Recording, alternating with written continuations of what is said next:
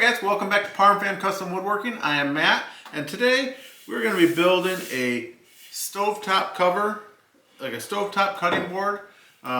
This is going to be 22 inches by 30 inches. It'll go right on top of your stove, and what it does, it'll add room to your counter. It'll give you an extra 660 square inches of prep area if you're making whatever you've been making in there. And the whole reason we're making this today is my daughter moved out of state to a big city, and she has a studio apartment. And we'd been out there, and we were doing stuff and making stuff and trying to make a meal. Basically for Thanksgiving dinner is what we were doing. And my daughter loves to bake, so we were doing all homemade rolls and homemade sourdough, cakes, and all kinds of stuff. She likes to decorate as well. So we were doing all that stuff, but her little studio apartment just doesn't have any room in the kitchen. There's just no counter space really. So she was going into the other room and making it on a little lift top table. Matter of fact, it's a lift top table. I just put out a video of that, and a maple table. So she was using that table and using all of her other areas. And I noticed that she had the stovetop that would be a very nice place. You know, you could knead your bread on here. You could make cinnamon rolls on here. You could, decorate a cake on here. And I thought, you know what? I'm going to put together a board for her that she can use there. So in today's video, that's what we're going to do. That's what this board's going to be. It's going to be for her in her kitchen, and it's going to go on her stove, but it's really simple to go together. It's 5 separate maple boards that I planed down, and I put wood dowels in here. Now, I don't do a whole lot of talking in the video. Most of it's just going to be going through the build process itself. And so there are maple dowels in here, and you'll see at one point there's a gap between the boards, and that's really why I put the dowels in it, because I was really just going to just glue it together and go with it. But I want to put the dowels in here, and that will help align the boards and take any kind of warp out of there or any kind of fluctuation there was, and flatten it out, make it nice and flat. So I went ahead and did that. It's all glued together with Titebond 3 glue to help resist if there's any kind of liquids that get in there or water when you're washing it. Got the end holes in here so it's easier to grab onto. It's easier to get a hold of. There are feet on the bottom, so it'll stand on the corners of your stovetop and not cause any problems. And it should be a nice solid board. And at the end of the video, we go ahead and we put some cutting board oil on it and seal it all in so it's all good. So come along for the journey. Let's go ahead and build this little cutting board for the top of her cook stove. And if you guys pick anything up, let me know. I appreciate it, and let's get to it. That's all planed up. We're moving on.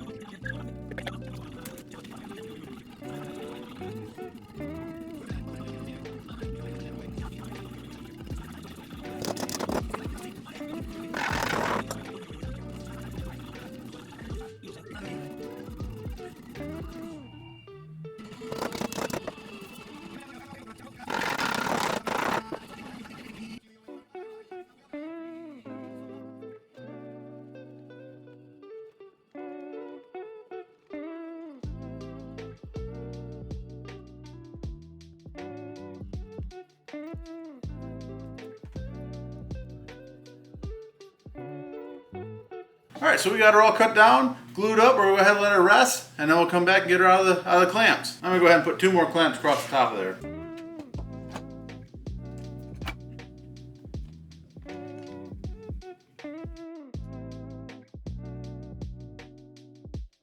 Hey guys, so it's the next day. This is all dried up. We're going to get the clamps off from here. We're going to take the glue back off the top of there, give her a good sand, round over the edges, and see where we're at.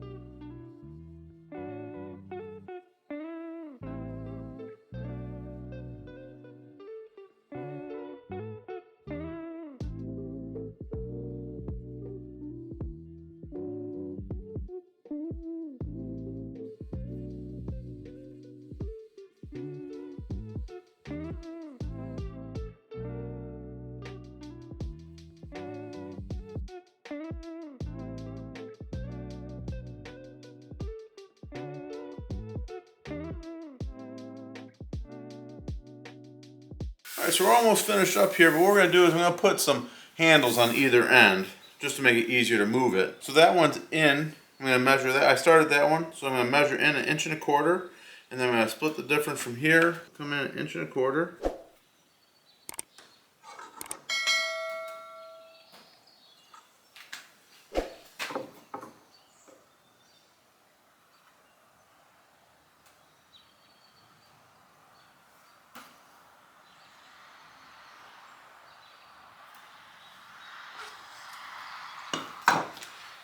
We'll figure out the width of this, which should be it's about 21 3/4, just a little bit short of the 22.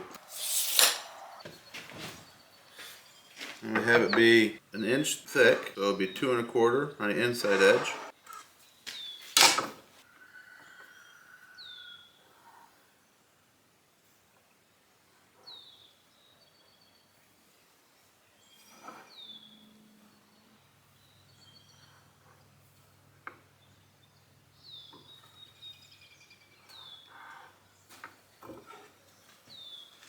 So I just put a line in the middle of this. Which will be 1 3/4. And what that'll do, that'll tell me where to put my Forstner bit. So then all I'm doing is I'm taking I have a 1 inch Forstner bit in here. I'm going to use that to cut the holes, and then I'll use a jigsaw to cut down the straights. Underneath here, I have this up on some scrap 2x4 pieces I have. That way when I drill through it, I won't blow out the back side of my board. It won't blow out the back side of this cutting board.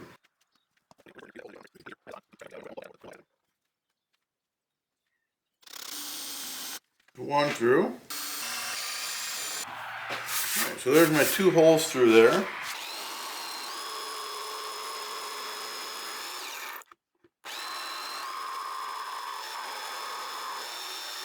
Now I'll go ahead and take my sander, sand these out, get them cleaned up nice, get right to the line. So I did cut away from the line a little bit. Yeah, so I did cut away from that line a little bit so I can sand right down to the line and get that so it's nice and perfect. Alright, so now we got the holes cut in here and sanded on the inside. I'm going to go ahead and I'm going to router this off and then we'll sand down the tops. I might do a little more sand inside here. But yeah, we're going to router off here, sand the top again to clean this back up and the bottom. And then we'll be about finished. We'll have to put the feet on it and put some oil on it.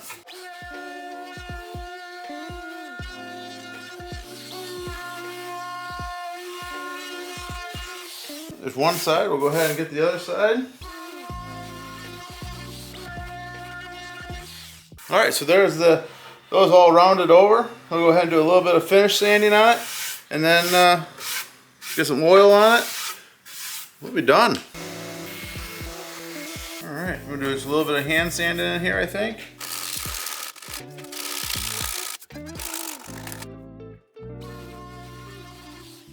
So we got the board all done, all sanded, all cleaned, and what we're going to do now is we're going to go ahead and put on some, it's Howard's cutting board oil. That's what I put on my cutting boards when I make them. That seals them in, keeps them nice, waterproofs them, and makes them good to go. So I like to use this. You can get it at a lot of the big box stores. You can get it a lot of different places. So we're going to go ahead and put this on. I have a rag that I use on all of them that I keep, so it's pre-saturated in it, which helps, keeps it, makes it spread and go faster. So we're going to start on the bottom side, we'll flip it over, get it on the top side, and then we'll have to let her dry and then put on probably another coat or two.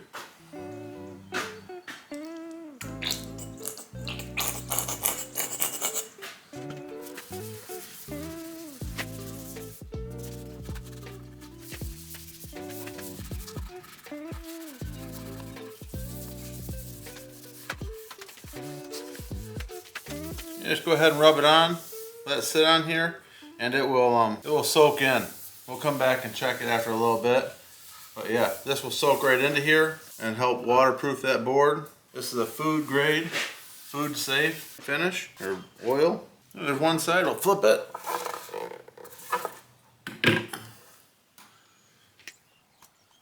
Put on a pretty good amount. Some people don't like maple, they say it doesn't have any character. I prefer it because I like the clean. I like how it's clean look to it. But to each their own, that's what makes the world go round.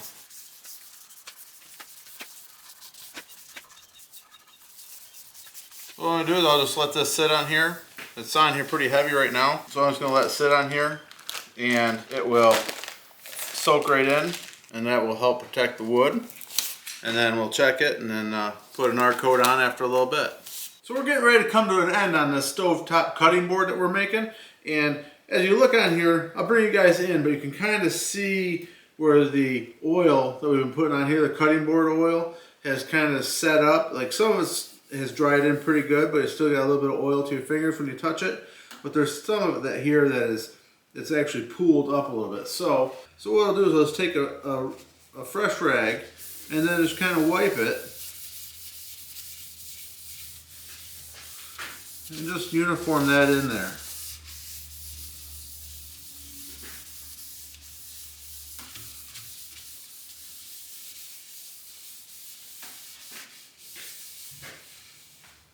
I said I was going to bring you in. Let me bring you over here and I'll show you some of this.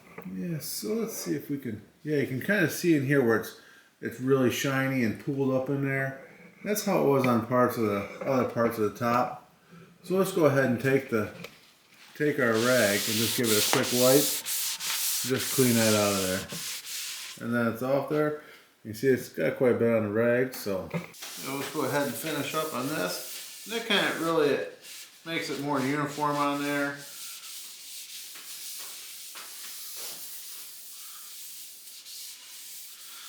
Okay, then we'll go ahead and flip it over.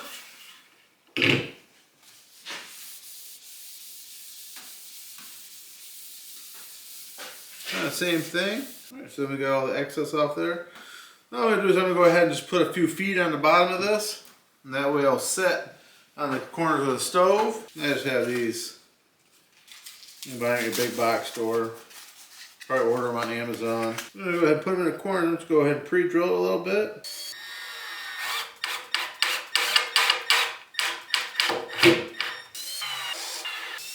Alright, so now we got all 4 feet on it. Go ahead and move all this other stuff out of the way. So there's your stovetop cutting board, all made and ready to go. This, if you put this into your counter, you're going to pick up another 660 square inches of counter space or cutting board area that you can use just by putting on top of your stove for meal preps and whatever you're going to have. So this is all done. This is going to be going out, and I'm hoping that my daughter is going to love it. It'll work in her area and make her food prep and baking and all that stuff much better. And if you want to make one, it's pretty simple. And you follow the instructions in the video right there, and it'll make you up. I'd appreciate you guys leaving a like, a subscribe, and a comment down below. The comments help me out a ton. I really appreciate it for all the subscribers. And I thank you a lot. We'll catch you guys on the next one.